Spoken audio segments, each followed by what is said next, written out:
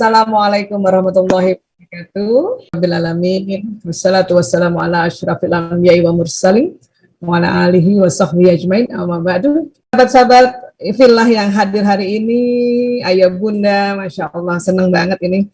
Ya, nah ini dapat judulnya sih, judul berat ini sebetulnya. mendampingi anak di era yang sekarang ya, masa gadget membumi gitu ya. Terus terang kalau saya ditanya, saya nggak tahu sebetulnya harus gimana ya gitu ya. Jadi panitia mengamanahkan kami untuk membahas bagaimana anak di masa gadget ya. Karena memang kita eranya ada banyak era suatu kita saat ini ya, walaupun kita lahir berbeda-beda tahun, tapi kita berada di era digital atau era gadget ya. Baik, tapi saya izin untuk sharing sedikit tentang harus gimana ya kurang lebih ya. Itu menurut kami sebagai seorang praktisi neuroparenting dan juga ibu dari 5 orang anak, yang juga 4 laki-laki 1 perempuan, udah mulai besar-besar nih Bu Vivi nih anak saya. Dan mereka semua eranya ya era digital ya. Untuk itu saya mohon izin untuk dibantu dengan screen ya, agar lebih mudah kita menjelaskan. Ya, kita tahu bersama ya ini era gadget, dan sebetulnya setiap era itu ada keunikannya masing-masing ya. Kita nostalgia aja deh di awal-awal ini ya Bu Vivi ya, supaya kita juga tambah paham, tambah berempati, tambah bijak menyikapi setiap era ya. Baik. Ya, Bu Aisyah. Jadi kita yang mana nih ya? Yang baby boomer kah? Yang lahirnya 46 sampai 64 atau yang 65 sampai 79? Kalau saya yang 65 sampai 79 nih, saya lahir 68, Gen X ini ya. Terus ada yang Gen Y 8095. Ada yang Gen Z 96 sampai 2010, dan yang generasi terakhir ini sampai nanti 2025 disebutnya Gen Alpha ya. Bu Vivi lahir tahun berapa? Aduh. Ketahuan deh nanti Bu Aisyah. Ya, coba lahir tahun berapa? Tahun 80-an. 80 berarti sudah Gen Y ya. Gen Y ya. Saya Gen X ya. Kayaknya Pak Baron sama Mas saya ya Pak. Gen X juga Pak. Pak Baron lahir tahun berapa Pak Baron? 70-an Ibu. Iya, oh iya sama Mas saya ya, Gen X ya. Lebih muda dari saya barangkali. Ya. Aduh ya, mungkin untuk yang baby boomer mungkin masih ada, hanya memang presentasinya sudah nggak banyak lagi. Di atas baby boomer juga masih ada, tapi sangat sedikit sekali ya. Nah, inilah generasi yang ada saat ini dan hidup di era digital. Yang penting kita sudah paham bahwa oh ini dibagi seperti ini oleh ahli demografi ya. Anak-anak kita mungkin ada di sini ya, Z dan Alpha. Kalau anak saya ada yang di Y1, yang nomor 2, 3, 4, 5 yang di Z ya. Nanti kalau punya cucu baru Gen Alpha nih, insya Allah. Ya, nah yang saya sampaikan bahwa setiap generasi itu memang ada keunikannya masing-masing, dan setiap generasi itu pasti ada pro dan kontra ya. Coba kita kita lihat ya perkembangan zaman ini. Aduh, saya ingat banget waktu SMP, SMA kali punya komputer kayak gini nih. Ya, siapa yang punya komputernya kayak gini, pakai disket, ya Allah ya. Kemudian ya masih dapatlah juga ini, ayah saya masih punya kayak gini, telepon di rumah ya kayak gini. Ya, alhamdulillah ya masih saksi sejarah untuk lihat perkembangan zaman, masya Allah ya Allah. Ya, namun kalau kita mundur ke belakang lagi ya, di era alfabet ini waktu ditemukan alfabet A B C D dan sampai Z itu pun ada pro kontra ya. Jadi saat alfabet ditemukan beberapa ribu tahun yang lalu, para filsuf berspekulasi bahwa komunikasi dengan cara baru ini akan berpengaruh negatif terhadap daya ingat manusia. Manusia beralih dari budaya lisan ke tulisan. Bayangkan waktu ABC ditemukan, itu ya generasi tuanya itu marah juga. Coba bayangin, ya. Jadi karena dulu itu budayanya lisan, ditemukan ABCD yang dirangkai menjadi kata dan dirangkai lagi menjadi kalimat, itu orang malah lebih sering menulis dan membaca, ya. Bahkan Plato dalam bukunya ya, Phaedrus, nih Plato nih hidup di abad keempat sebelum Masehi. Jadi abjad itu abad keempat sebelum Masehi ditemukan. Ya, apa kata Plato? Karena penemuan Anda ini, tulisan, akan menciptakan lupa di jiwa para pelajar. Ya, sebab mereka tidak akan menggunakan ingatan mereka, mereka akan mempercayai huruf-huruf yang ditulis di luar dan tidak mengingat sendiri. Jadi Plato marah sama yang menemukan ABC ini. Ya, nah, tapi Plato setelah dia belajar juga huruf-huruf tadi, abjad tadi, kemudian dirangkai menjadi kata dan dirangkai jadi kalimat, apa yang terjadi? Plato kerjanya nulis terus, menulis terus. Saya juga pernah jadi Plato sebelum belajar gadget era sekarang ya, marah terus sama yang bikin gadget. Tapi setelah belajar, dia pakai gadget juga akhirnya ya. Mungkin kita pernah menjadi Plato semuanya karena kita ya belum apa-apa sudah reaction atau denial ya. Bahkan justru kalimat Plato ini karena tulisan Plato sendiri yang ditaruh dimasukkan di dalam, waktu itu masih kertas-kertas papirus ya, kertas-kertas dari daun, dan akhirnya dikumpul dan sampai sekarang dari abad 4 sebelum Masehi sampai sekarang sudah abad 21 Masehi, tulisan Plato masih bisa kita baca, curhatannya dia, keselnya dia masih bisa dibaca. Artinya apa? Artinya tulisan ini kan sesuatu yang baik kan? Yang baik kan? Ya, jadi zaman dulu tuh orang tulisnya di batu. Coba bayangin. Kebayang nggak dulu anak-anak dulu nih, ya Pak Badron, Pak Bahron, maaf, Pak Bahron, anak-anak zaman dulu nih, saking senengnya batu ada tulisannya, mereka ada batu terus, nunduk terus. Sama nggak kira-kira sama anak sekarang? Kalau kita ketemu dia nunduk terus. Zaman batu ini juga dulu, ya anak-anak itu setiap ketemu orang tua yang budaya lisan, lihat anak mudanya nunduk baca batu, kesel, ya. Jadi hampir sama sebetulnya, hanya apa yang beda medianya. Ini coba ya, kayak gini aja udah cinta banget anak-anak zaman dulu itu. Ini sebuah teknologi.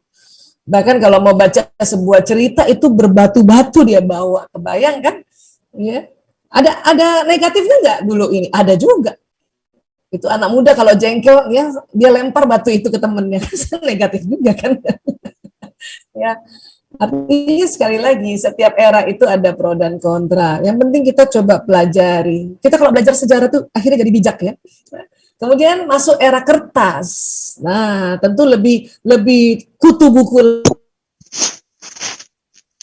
lagi orang-orang ini. Kenapa? Karena udah nggak berat lagi bawanya. Kertas pun udah lebih tipis, ya. Bahkan mulai teknologi tulisan. Zaman dulu nulis kayak gini tuh keren banget. Bayangin bisa rata loh, nggak mencong kanan kiri. Ya, makanya era kertas ini itu juga menjadi sesuatu yang luar biasa. Makanya dikatakan buku jendela dunia. Ya. Kalau sekarang kan karena medianya berubah menjadi digital.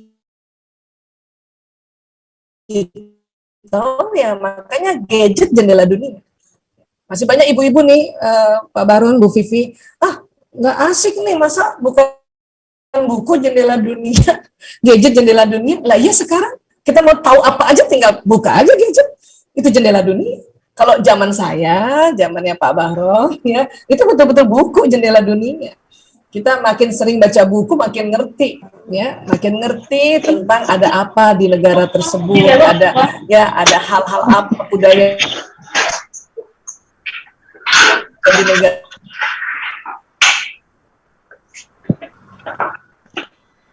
tersebut. Kalau sekarang tahu tentang apa yang ada di dunia, ya. Nah, kemudian lagi masih waktu kecil banget masih dapat tuh kakek saya di kampung itu teleponnya kayak gini, engkol, masih dapat ini, masih dapat, masih 12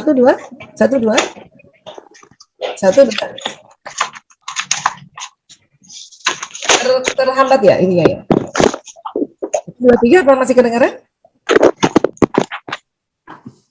Sudah mulai jelas lagi, Bu Aisyah. Mohon maaf tadi di unmute itu.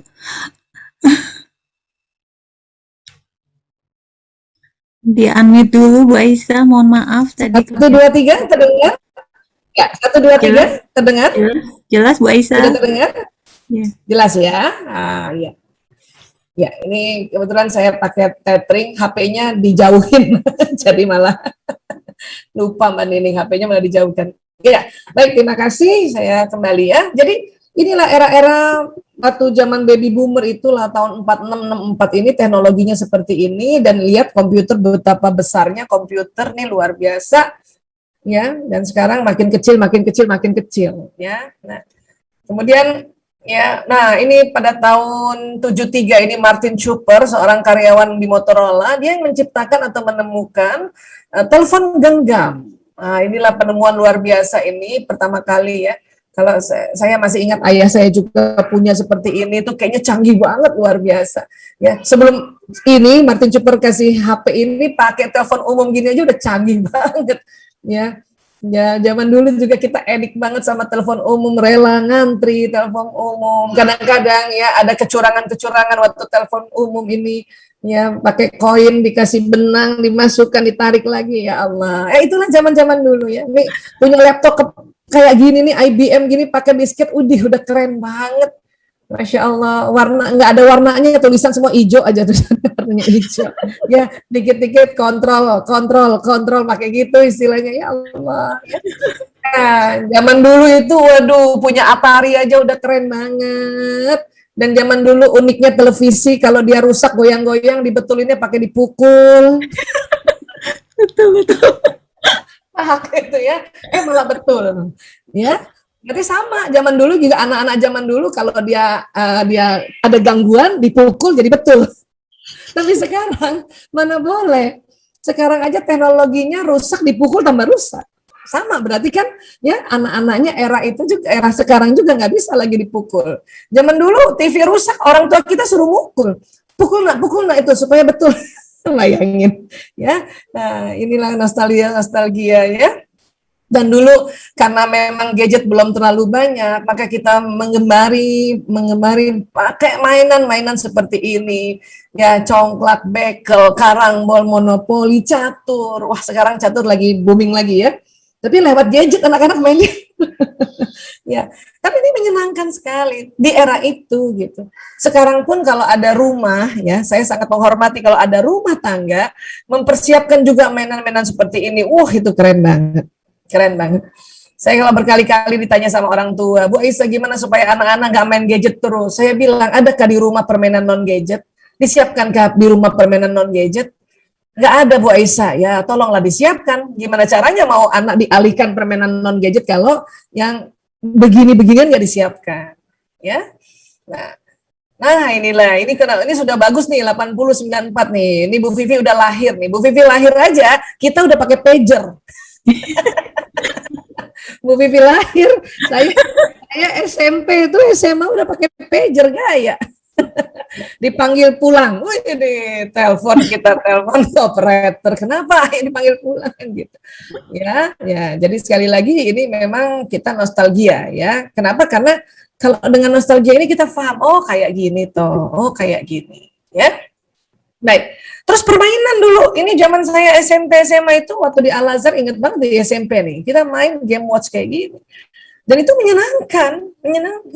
Terus pergi ke Aldiron, Blok M, main Pac-Man gini, Donkey Kong ya. Makin maju lagi, ini menyenangkan. Jadi era-era ini era-era nostalgia ya. Nah, dulu, waduh, ekskul pakai ini nih mesin tik gini keren banget, tapi sekarang udah jadul. Mana ada orang ekskul sekarang? Dulu ya Allah, saya ingat banget di SMP Al-Azhar dulu, ya masih di gedung lama itu yang sekarang sudah jadi kampusnya Al-Azhar. Ya kita ekskulnya apa? Ngetik, wis kampus apa? Ngetik, wish mantep, wih keren banget, 10 jari, cek. Sekarang udah nggak ada kayak gini nih, ya kita pakai seperti ini. Dan ada masa waktu itu handy talkie HT. Ya, yang Ki Charlie menuju ganti. Wah, itu juga menjadi sebuah ya kecenderungan ya, ketergantungan orang-orang, walaupun ini cuma 2 meteran ini. Ya, 2 meter. Walaupun sekarang masih dipakai, tapi dulu menggila ini. Ya, kalau belum mengerti arti-arti kata kita komunikasi HT di kopi ganti kopi darat itu tuh dianggap kampungan itu. Inilah ya. Dan ini semua era kan akan berganti terus ya, sehingga bayangkan ya, permainan saja sudah luar biasa ya. Jadi revolusi digital sejak tahun 80-an dengan perubahan teknologi mekanik dan analog ke teknologi digital ya, ke teknologi digital. Ya, bayangin dari sini itu balik lagi kali ke komputer besar nih kayaknya. Ya. Nah, kemudian perkembangan teknologi ini menjadi masif setelah penemuan personal computer PC.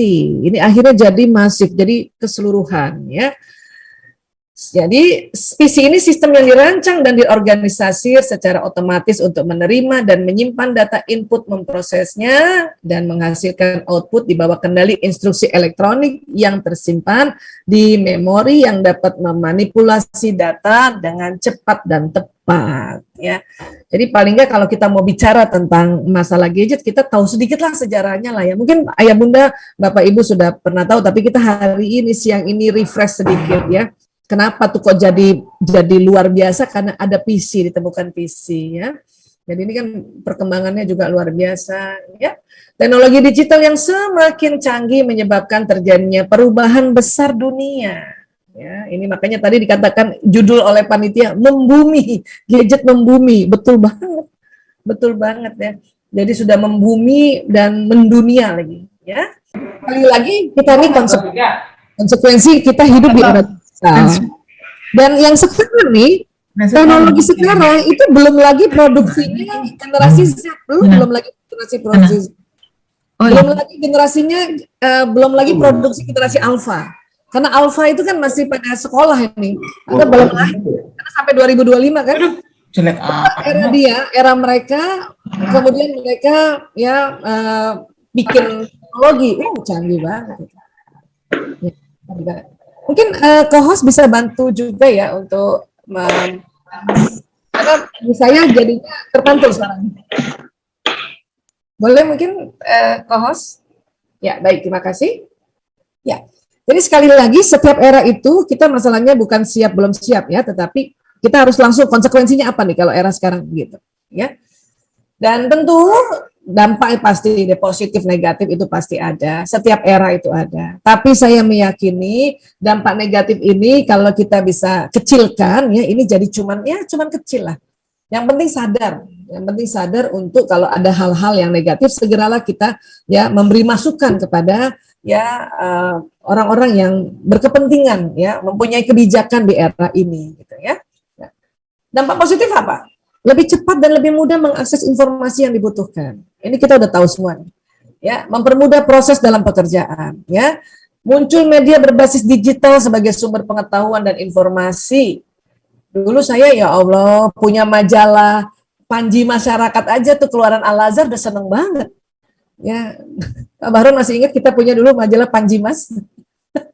Bisa punya langganan Panji Mas saja keren banget.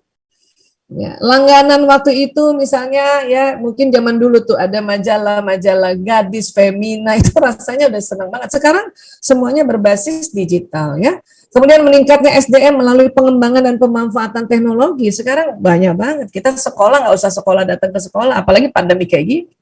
Ya, muncul berbagai sumber belajar online. Bimbel lagi nggak usah datang, kita langsung bisa cari sendiri, ada yang sendiri, atau bahkan kita baca Quran aja, belajar baca Quran aja sudah online semua, Masya Allah. Ya. Munculnya e-bisnis seperti toko online menyediakan berbagai barang kebutuhan dan mudah mendapatkannya. Murah lagi, dibanding kalau kita pergi ke toko beneran kan, kalau ada tokonya kan harus bayar pajak lah, kebersihan lah, operasional dan sebagainya. Ini dampak positifnya ya. Ini saya ambil dari seminar nasional 2017 ya. Ini 2017, sekarang sudah 2021, mungkin udah tambah lagi dampak positifnya ya. Tentu dampak negatifnya apa? Ancaman pelanggaran hak kekayaan intelektual karena akses data yang mudah dan menyebabkan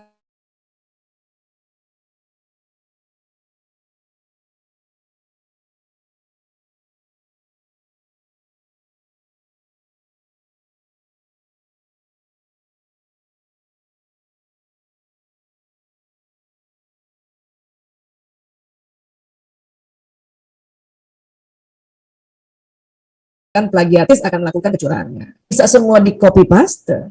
Cuman itu tadi, belajarlah untuk ini sumbernya dari mana. Siapa yang ngomong. Walaupun misalnya kayak tadi ya, dari jauh hari, ya Plato yang bicara, kasih sumbernya. Ini yang diharapkan dari kita pada saat di dunia memudahkan mengambil, mengakses data, sebut sumbernya dari mana. Ya. Kemudian ancaman terjadinya pikiran pintas di mana anak-anak terbiasa berpikir pendek dan hanya mau membaca yang ringkas. Ini mau nggak mau memang muncul. Kenapa? Karena begitu banyaknya yang harus dibaca masalahnya. Kalau saya dulu kan buku cuma satu sampai habis, lalu nanti buku lain. Kalau sekarang banyak banget yang harus dia tahu. Jadi akhirnya mereka membaca yang ringkas-ringkas. Tapi buat saya itu alhamdulillah lumayan lah. Tinggal nanti dari kita ajarkan anak-anak dari yang ringkas-ringkas ini, mana kamu yang lebih dalam lagi kamu baca, nah, gitu. Ya. Karena ada watak juga yang memang senang yang ringkas-ringkas saja. Ada watak yang senang satu topik tapi dia dalam. Itu ada. Ya. Nah, walaupun ini dianggapnya dampak negatif, tapi sudah harus kita syukuri juga ya. Ancaman penyalahgunaan pengetahuan untuk melakukan tindak pidana, ini yang paling bahaya. Ya, gara-gara sering upload ya isi rumah, ya apa aja isi dalam rumah itu bisa membuat tergiur orang-orang untuk ya merampok dan sebagainya. Nauzubillah min dzalik. Ya. Tidak mengefektifkan teknologi informasi sebagai media atau sarana belajar. Misalnya sudah mendownload e-book tapi dicetak juga. Ini generasi saya nih. Saya nggak kuat baca di e-book tuh nggak kuat, matanya nggak kuat. Dan memang bukan era baca digital, harus di print itu saya. Ya harus dalam bentuk buku. Walaupun itu sebenarnya dampak negatif, karena kan kita sebetulnya mau paperless, makanya tren era digital ini paperless, ya dikurangi kertas-kertas. Tapi ya buat yang generasi baby boomer sama generasi X ya, itu mungkin masih ada tinggal dikit lah itu generasi itu masih di print. Ya, saya kadang-kadang disuruh anak-anak, udah bu, e-book aja bu, aduh nggak bisa. Saya ibu kalau nggak bentuknya buku atau nggak di print, ibu nggak bisa baca. Ya.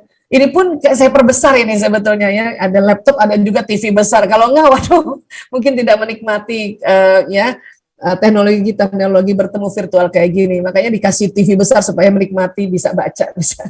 Ya, nah inilah dampak negatifnya. Ya, ancaman apa sih yang disebut ancaman era digital? Ini kita harus pilih-pilih ya, karena banyak orang tua menganggap bahwa anak pegang gadget terus itu ancaman. Bukan, yang disebut ancaman era digital itu satu, pencurian identitas. Ya. Kemudian apalagi bocornya informasi pribadi. Ini yang baru namanya ancaman era digital. Ya, penipuan perbankan. Ya, apalagi pelanggaran keamanan website dan satu lagi ini troll internet ini. Ya, kita dimaki-maki oleh netizen dan sebagainya. Itu termasuk juga ancaman era digital. Anak-anak dibully bukan hanya waktu anak-anak di sekolah, tapi juga di rumah. Udah di kamar, udah terang-terang masih dibully lewat kita punya ya, mereka punya gawai ya. Kan pembulian kalau zaman dulu kalau nggak ke sekolah ya nggak ada bullying, tapi sekarang walaupun nggak ke sekolah terus jalan. Ini yang disebut 5 ancaman era digital ya. Bahwa anak-anak tidak bisa lepas dari gawainya, itu namanya karakteristik era digital ya. Sebagaimana saya waktu itu karakteristik era buku, kemana-mana bawa buku, itu juga dimarahin dulu. Mana-mana bawa buku dimarahin, makan bawa buku dimarahin, tidur baca buku dimarahin lah kalau zaman dulu juga. Ya, sekarang kalau ada anak-anak bawa buku, wah barangkali orang tuanya bahagia banget ya. Aduh, syukur banget anak saya mah nggak bawa gadget, bawanya buku. Sekarang, tapi zaman dulu saya waktu kecil, tahun 70-an lah ya, mulai tahun 70-an itu kemana-mana bawa buku dimarahin. Artinya orang tua marahin anak mah itu biasa, era apa aja pasti marah.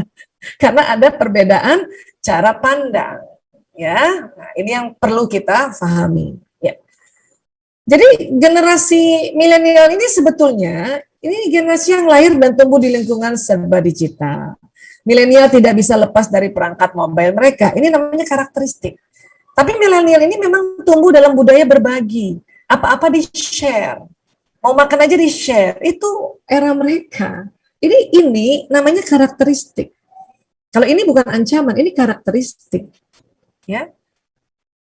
Jadi sekarang siapapun wanita pria di era milenial hendaknya pandai menggunakan teknologi untuk mencari ilmu dan meningkatkan keterampilan.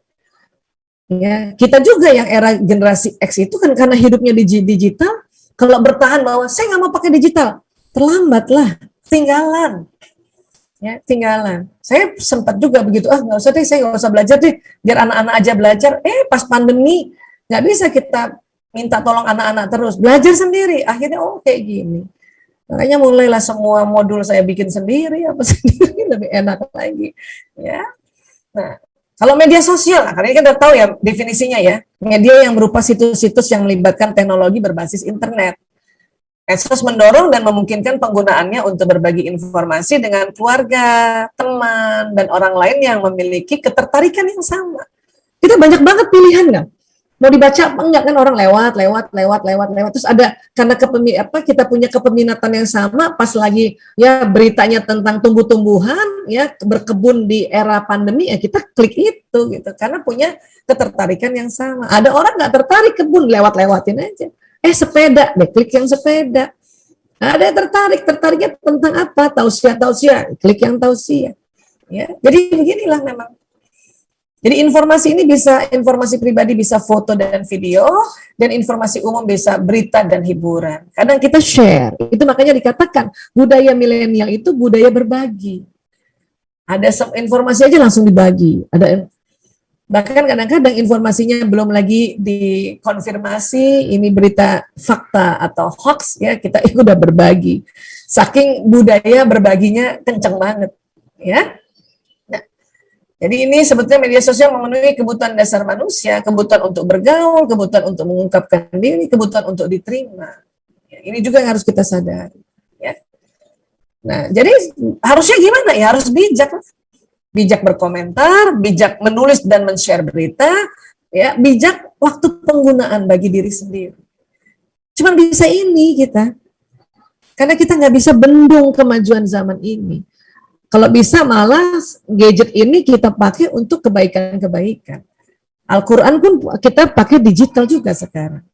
Lebih memudahkan, tinggal cari ayat, ya, tinggal cari suratnya. Ya, mau dengar bagaimana lantunannya, ini pakai yang bayati kah atau hijaz kah, itu tinggal pencet-pencet aja. Ya, makanya kalau ditanya, bagaimana dampingi anak, pokoknya 3 aja bijak ini deh. Ajarin anak bijak berkomentar, ajari anak bijak menulis dan men-share berita, ajari anak bijak menggunakan waktu, ya, waktu gadget ini. Itu aja.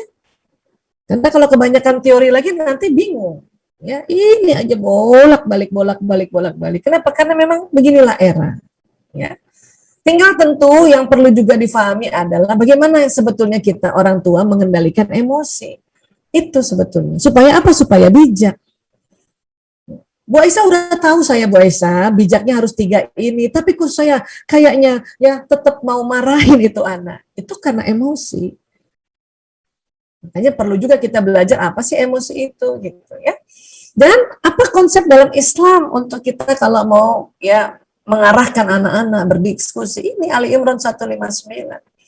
Bismillahirrahmanirrahim. Fabima rahmatin minallah lintalahum walau kunta fazzan ghalizal qalbi lan faddu min haulika. Maka karena rahmat dari Allah engkau bersikap lemah lembut terhadap mereka. Sekiranya engkau berlaku keras dan berhati kasar, tentulah mereka menjauhkan dari sekitarmu. Ini hati-hati sekali. Ya, narkoba, LGBT, penyimpangan-penyimpangan lainnya karena anak-anak menjauh dari kita. Karena apa? Karena Allah sudah wanti-wanti kasih tahu bahwa kalau kita keras dan berhati kasar, mereka menjauh. Mereka nggak kemana-mana ke Bu Aisyah, kan pandemi, dia di dalam kamar, itu juga bisa menjauh. Ya, dia nggak mau ngomong sama kita, dia ngomongnya sama gadgetnya. Itulah makanya kita diminta oleh Allah untuk ya memohon rahmat Allah untuk bersikap lemah lembut. Bu Aisyah, saya sudah lembut tapi ngeselin tuh anak. Saya baru ngomong 1 kalimat, dia jawab 10 kalimat. Ya, itu tadi Pak Baron mengatakan, yang menyampaikan Al-Quran selalu mengatakan ya, maafkanlah mereka dan mohonkan ampun bagi mereka. Fa'fu anhum wastaghfir lahum. Ya Allah, saya maafkan anakku, ya Allah, dia main gadget terus, ya Allah, terus sebut nama anaknya ya Bu, saya maafkan anakku, ya Allah, Fulan bin Fulan, ya Allah, ya masih juga pegang gadget, udah tengah malam, ya Rob, dan mohonkan ampun bagi mereka, ampuni dia, ya Allah, Karena orang tua ini perantara antara anak dan Allah sebagai ya memohonkan doa, memohonkan ampun. Masa anak gak bisa sih minta ampun sendiri? Bisa. Tapi umur mereka belum lagi seperti kita sedikit-sedikit minta ampun. Mereka masih muda, masih menganggap ini nggak apa-apa. Makanya kita yang mintakan ampun. Ya Allah, ampuni anakku ya Allah. Baru tuh wasyawirhum fil amri, dan bermusyawarahlah dengan mereka dalam sesuatu urusan. Ya, faiza azamta fatawakkal 'alallah, innallaha yuhibbul mutawakkilin. Kemudian apabila engkau telah membulatkan tekad, maka bertawakallah pada Allah. Sungguh Allah mencintai orang yang bertawakal. Jadi ini sudah dikasih arahan supaya nggak bingung kan? Ya, parenting juga kita harus berbasis, apalagi kita keluarga Muslim, berbasisnya harus Al-Quran. Nanti contohnya ada pada Rasulullah. Kalau lagi belum jelas, nanti ada ijtihad para ulama ini gitu ya. Jadi ini saja, ini luar biasa banget. Jadi sebelum ngajak diskusi anak-anak, sebelum ajak musyawarah, ada 3 langkah yang harus kita tegur anak saya nih. Ya, dia gadget terus. Kita pakai 3 cara ini dulu, baru ajak musyawarah. Ya Allah, mohon saya lemah lembut ya Allah. Ya, susah banget sih Bu Aisyah minta lemah lembut terus. Ini udah dikasih tahu kalau keras dan berhati kasar nanti menjauh dari sekitarmu. Di luar rumah itu ya Allah banyak banget bandar narkoba, komunitas LGBT yang mempropaganda, ngajak-ngajak, ya, yang judi, yang free sex dan sebagainya. Ya. Saya kenapa suka sekali, semangat sekali kalau suruh bicara parenting. Karena saya sejak tahun 98 sampai sekarang ngurus narkoba, 6 tahun terakhir ngurus LGBT, ngurus anak-anak yang menyimpang. Itu karena apa? Keluarganya, pola asuhnya itu keras dan kasar. Ya. Sehingga dia menjauh. Kalau udah kena narkoba, ya Allah susah banget Bu. Itu ngobatinnya seumur hidup. Memang bisa pulih, tapi seumur hidup dijagain. Mending sekarang kita ya berikhtiar dengan tekad baja untuk apa? Minta sama Allah sikap lemah lembut. Maafkan, mohonkan ampun. Ya. Saya mau sharing ya. Saya memang bekerja di dunia penanggulangan zat adiktif, termasuk rokok kan. Anak saya salah satunya ada yang ngerokok, yang lain nggak ngerokok. Tapi saya tahu tuh pasti ada satu alasan kenapa dia merokok. Sebelum saya tanya dan sebelum saya ajak diskusi, pakai Ali Imran 159. Saya di kamar, saya nangis loh. Anak saya kok ngerokok. Ya, istighfar dulu, astagfirullah ya Allah, astagfirullah ya Allah, astagfirullah ya Allah. Dan saya nggak mau bilang saya kecolongan atau nggak colongan. Ini kan masalahnya masalah sesuatu yang mungkin ada hal yang dia menyimpan kesedihan. Jadi istighfar.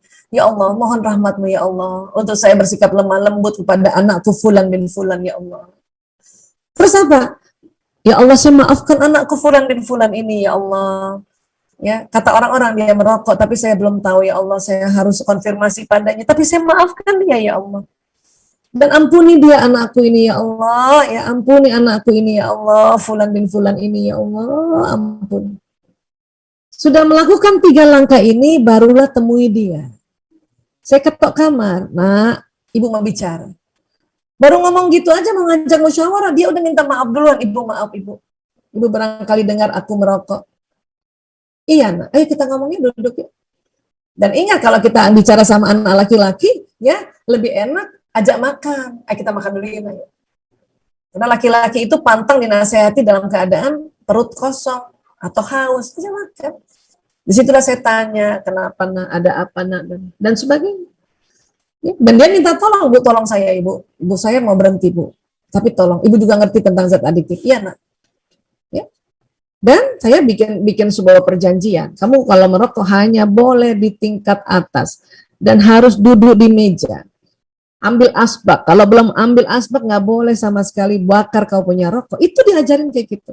Bahkan kalau di sekolah pun kepengen banget kamu merokok, larilah pulanglah ke rumah. Hanya ada tempatmu di atas loteng ini, di atas tempat ini. Di situ saja kau duduk situ.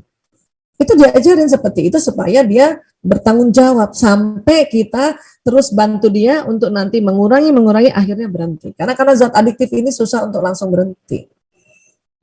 Tapi ini dipakai ini terus.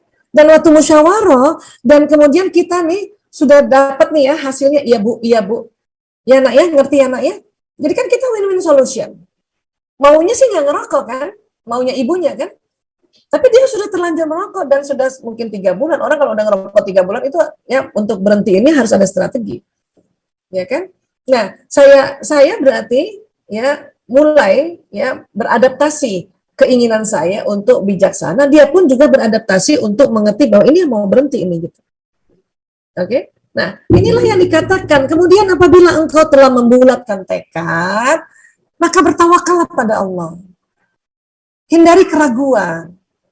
Nggak, kalau misalnya saya nggak tahu Ali Imran 159 pasti ragu banget. Aduh, nanti berhenti nggak ya? Jangan-jangan nanti dia nggak berhenti. Ah, pasti nggak berhenti. Itu bahaya. Kita nggak tawakal pada Allah. Ya. Itulah pentingnya ini. Ya, kalau buat saya surat Ali Imran 159, mungkin saya tidak banyak hafal Quran karena waktu saya di Al-Azhar belum lagi ada metode hafal Quran kayak sekarang. Tapi setiap ayat yang kita tahu ya itu dihafal, dipraktekkan. Mau nggak mau seperti itu. Kita produk yang nggak hafiz Quran. Ya. Tetap belajar usaha sekarang, tapi tidak secakep kalau dari kecil belajarnya. Ya, kalau dulu Al-Azhar kan kita suruh hafal juz 30. Kalau sekarang kan hafal 30 juz misalnya gitu kan. Anak-anak sekarang apalagi ya. Ya alhamdulillah lumayan loh hafal juz 30. Ya, ditambah lagi nanti apa yang memang ya itu ada kaitannya dengan pedoman untuk kita melaksanakan kegiatan sehari-hari kita, itu dipakai. Ini bahkan ini bukan hanya untuk anak, untuk pasangan hidup. Mau tegur suami, ajak musyawarah soal uang belanja, pakai Ali Imran 159. Ya. Mau ngomong sama tim, pakai 159 ini. Kadang kan kita kan juga kadang-kadang kesel ya sama tim barangkali, tapi kan saya bilang ya Allah maafkan saya maafkan tim saya ini ya Allah, mohonkan ampun baginya, dia mungkin belum tahu apa yang saya mau karena mungkin saya terlalu cepat saya bikin program dan sebagainya. Nah barulah ajak musyawarah. Ini betul-betul buat saya pribadi Ali Imran 159, makanya ini saya berbagi karena ini mumpung diajak bicara saya kasih ini Ali Imran 159 ya Masya Allah ya. Dan juga ingat di otak manusia ini begitu luar biasanya Allah ciptakan otak ini. Kita belajar otak ini nggak selesai-selesai. Ada otak besar, ada otak kecil. Terbagi dua, ada belahan kanan, belahan kiri. Masya Allah. Dan kemudian Allah juga ciptakan ada namanya otak emosi.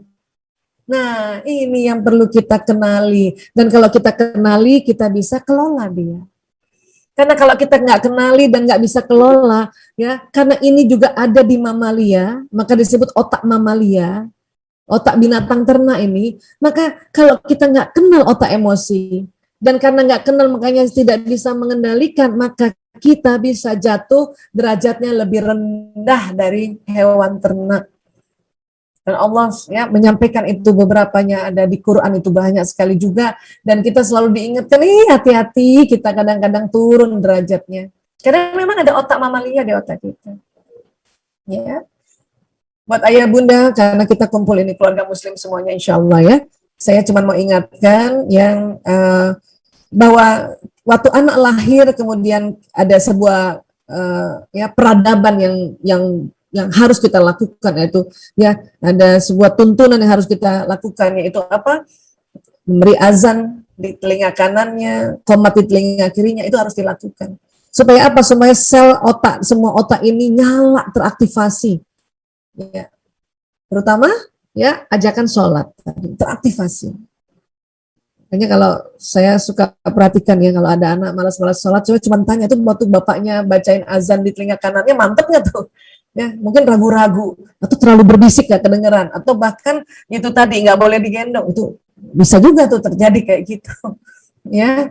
Terus apa lagi ya, kita diminta untuk memberikan nama yang baik dan kemudian kita akikah ya, akikah kita mau ya, kita dua kambing buat anak laki-laki, kita potong 2 kambing, kita kurbankan 2 kambing pada anak laki-laki, perempuan 1 kambing. Itu sesungguhnya kalau dari ilmu otak itu menebus otak mamalia. Laki-laki kenapa 2 kambing Bu Aisyah? Karena otak laki-laki lebih besar sedikit dibanding perempuan. Ya, bukan 2 kali tapi lebih besar. Cuman kan nggak mungkin kita beli kambing 1/4 kan gitu ya. 2 kambing. Ya, perempuan 1 kambing. Ada ibu-ibu pernah tanya sama saya dulu nih, Bu Aisyah bisa nggak kita akikah itu diganti ayam? Saya bilang nggak bisa Bu, menurut ilmu otak nggak bisa. Kenapa? Yang ada itu di otak kita otak mamalia. bukan otak unggas. Jadi harus mamalia. Kenapa nggak sapi, Bu Aisyah? Sapi terlalu mahal. Dan sapi ukuran itu untuk 7 orang. Ini kambing aja kadang-kadang orang nggak akikah. Dan buat kami, ya sebagai penanggulangan narkoba ini, narkoba itu merusak otak emosi. Dirusak ini. Susah banget dibetulinnya.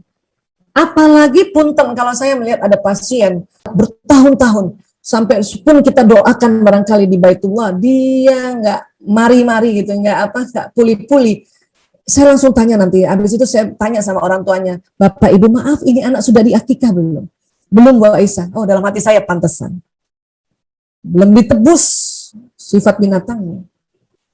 Ditebusnya dengan apa? Bayangkan kita ya potong kambing, 2 kambing, terus dikasih orang. Kan itu juga penebusan bahwa ada sifat-sifat yang harus ya ditebus lewat berbagi dari awalnya.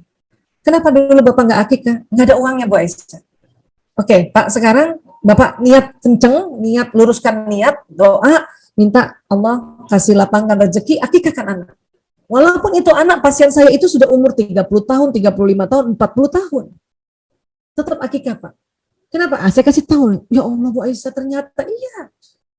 Makanya buat sahabat-sahabatku, barangkali hari ini kan bukan hanya dari Al-Azhar saja, ada yang dari seluruh Indonesia yang belum sempat mengakikahkan anaknya, tolong niatkan, mohon pada Allah lapangkan rezeki, sehingga kalau nanti sudah betul-betul diberikan rezeki, akikah dulu, jangan lagi dibuat beli ini, beli itu. Karena, aduh, saya saksi sejarah ya menangani anak narkoba yang repot memang semuanya, tapi lebih repot lagi yang belum akikah. Ini sebuah survei yang memang mungkin bukan mendunia, tapi ini survei di tempat kami sendiri. Lumayan 22 tahun. Ya Allah. Jadi sekali lagi ini penting sekali mengakikahkan anak ya. Baik, nah jadi otak emosi itu di sini. Otak ilmu kan di sini nih. Kita ajarin anak. Ya. Pertama yang diajarkan anak apa? La tusyrika billah. Ya, nggak boleh syirik pada Allah. Kita ajarkan anak juga untuk berbakti pada orang tua, ajarkan anak untuk anak berbuat kebajikan, ya. Sedikit pun berbuat kebajikan itu insya Allah ada pahalanya, kan itu, ya. Kemudian kita ajarkan juga anak untuk ya dilarang sombong, ya. Kalau ngomong juga yang santun bicaranya, gitu ya. Karena kalau melengking itu ya sejelek-jelek suaranya suara keledai, itu kan kita ajarin ke anak. Lewat mana? Lewat telinganya, lewat matanya, dia lihat perangai orang tuanya sebagai tadi ya suri tauladan tadi. Dia ucapkan juga, dia itu kan masuk nanti ke sini gitu. Tapi sebelum masuk ke prefrontal lewat otak reptil, lewat otak mamalia. Ini lagi yang kadang-kadang ya nggak usah heran kenapa pelajaran kita sudah ajarin anak-anak, nasehatin, kok dia nggak ngerti-ngerti ya gitu. Barangkali bunda waktu nasehatinnya, waktu ngasih taunya, batang otaknya tegang. Otak reptilnya tegang, otak mamalnya tegang, maka belum masuk ke sini. Nasihatnya baru masuk di batang otak. Batang otak ini ingatnya cuma 1 kali 24 jam. Makanya perlu diulang. Barangkali hari ini karena ngasih taunya tegang, ini anak tegang nggak masuk ke sini. Insya Allah sorean dikit nanti ibunya udah enakan atau nanti ba'da maghrib udah enakan, kita kasih tahu lagi, kita sudah rileks, anak pun rileks, akhirnya baru masuk. 1 kali masuk aja kadang dia belum paham, maka harus diulang-ulang. Makanya dalam dunia pendidikan itu ada prinsip namanya repetisi, diulang-ulang, murojaah, diulang-ulang. Kadang waktu diulang-ulang aja, waktu ngulang-ulangnya tegang nggak bisa masuk sini. Ya, nah ini yang harus kita pahami. Sehingga sekali lagi bahwa oke, sekarang kita ingin membantu anak memasukkan di otak anak kita ini adalah konsep-konsep Ad-Dinul Islam. Kita sendiri sebagai orang tua kadang nggak sanggup, nggak ada waktu, nggak ada referensi, nggak tahu caranya bagaimana memasukkannya. Makanya kita pilih sekolah ya insya Allah amanah. Bapak Ibu gurunya ya sebelum kita memberikan informasi, Bapak Ibu guru memberikan informasi.